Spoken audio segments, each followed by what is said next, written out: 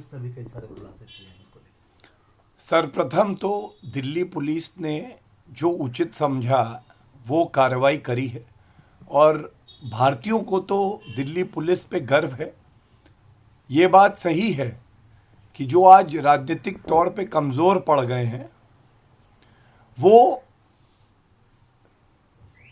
जो अभियुक्त हैं दिशा रवि, उनको एक भोली भाली केवल 21 साल की बच्ची जो पनीर खाती है इसलिए वो दोषी नहीं हो सकती है। वो जानवरों की प्रेमी भी है इसलिए भी वो दोषी नहीं हो सकती है।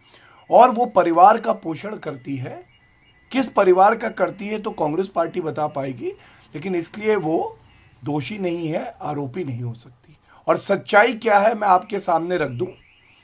एक अभियुक्त जिसने स्वीकारा कि जो ग्रेटा थर्नबर्ग की टूलबिक किट थी, जिसको मैं अराजकता की स्कूल किट कहता हूं, उसको उसने संशोधित किया। भारत की न्यायालय संविधान के तहत जो बनी है, उसने 5 दिन की पुलिस रिमांड में इस भोली भाली पनीर खाने वाली बच्ची को दिया है। और इस भोली भाली बच्ची ने, मासूम बच्ची ने यह भी कबूल किया है कि उसने इस टूल किट को संशोधित किया है। तो इस पे राजनीति क्यों हो रही है?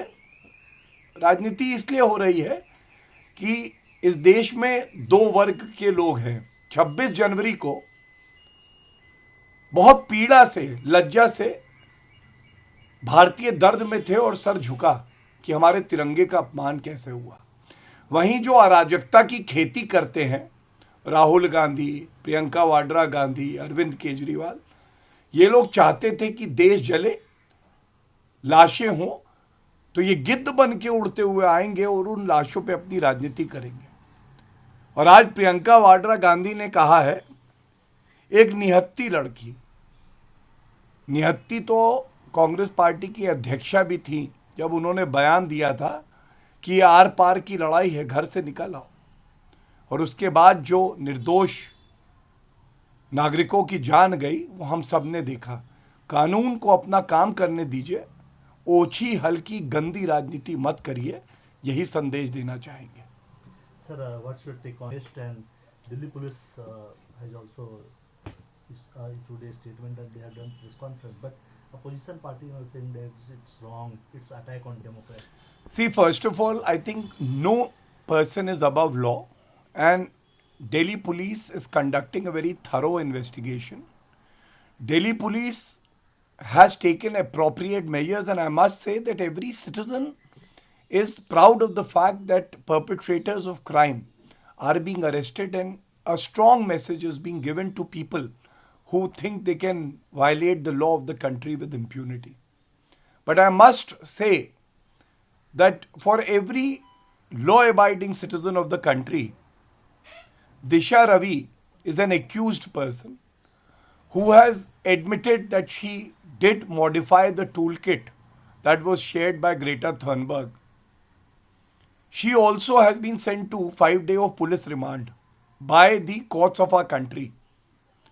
And once she shared the toolkit, the main purpose of which was to actually incite people, then it is very surprising that for the opposition today, who do not enjoy the support of the people of the country, for them Disha Ravi is a very innocent, paneer-eating, 21-year-old, animal lover, environmentalist.